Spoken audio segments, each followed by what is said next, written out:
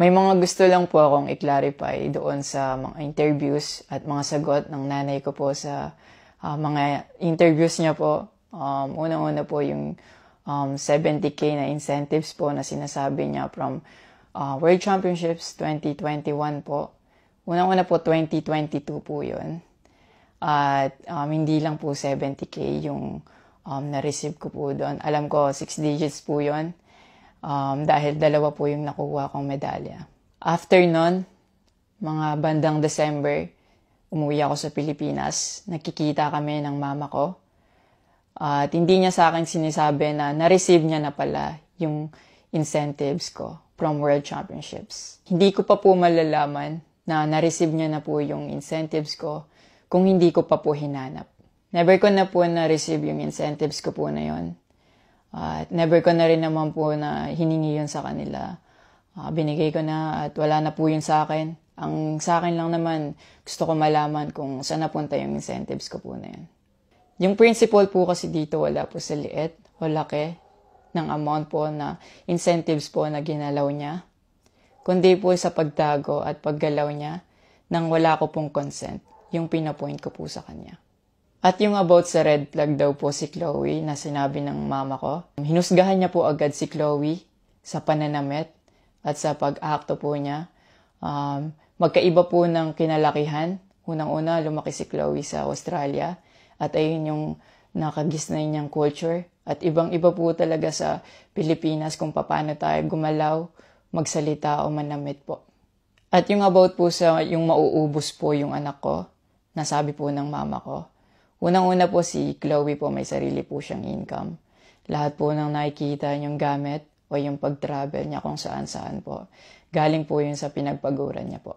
At bakit naman po ako mauubos? Gaya nga po ng sinabi ko, si Chloe po may sarili po siyang income. And lahat po ng bank account ko po nasa mama ko po. At may mga instances po talaga na si Chloe po yung sumasalo sa akin that time po. Bukod sa incentives po, nasa kanya din kasi yung bank account ko sa monthly allowances sa pag-gymnastics ko. And nung nakuha ko na yung bank account ko po na yun, doon ko po nalaman na inuubos niya po yung laman nun.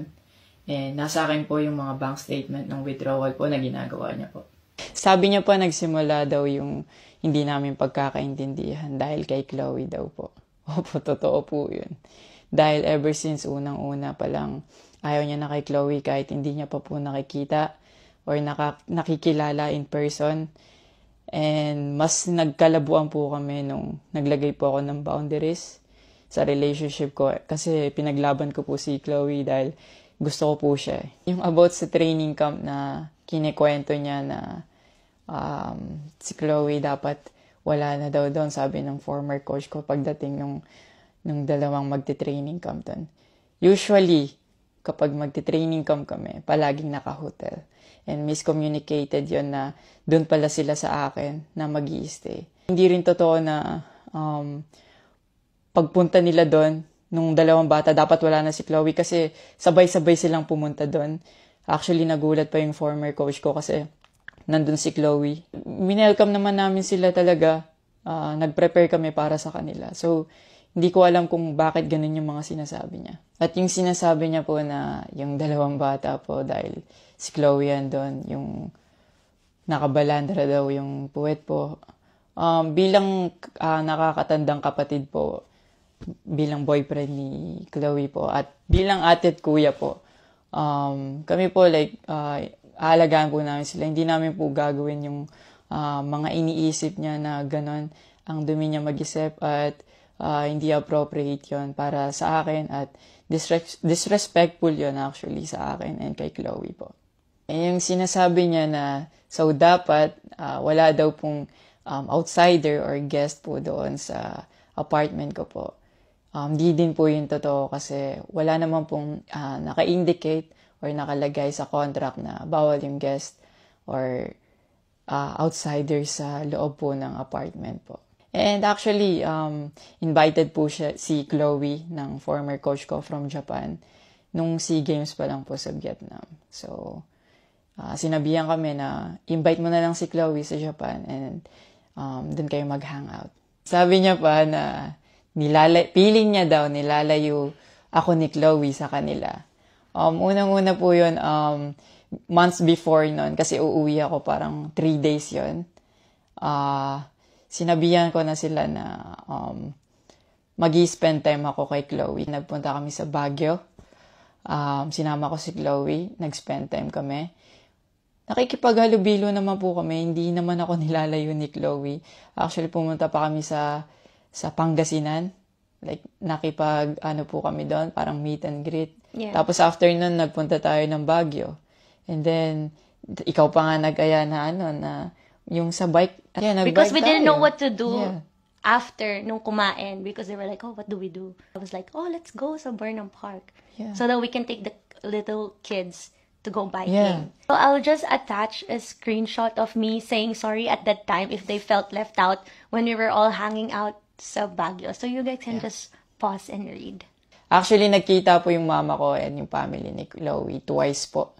And then, yun, nag-usap po sila. In the last resort, my family made a group chat Yeah. na kasama everybody involved because my family wanted to address kung ano yung issues ni mom mo towards me. Yeah, kasi marami na siyang pinapost. Yeah, madami na siyang pinapost. And even though my family knew na madami na siyang pinapost, my family still welcomed them, treated them with respect, and with no judgment na pinaringgan nila yung side ng mom mo, what she had to say about me and our relationship.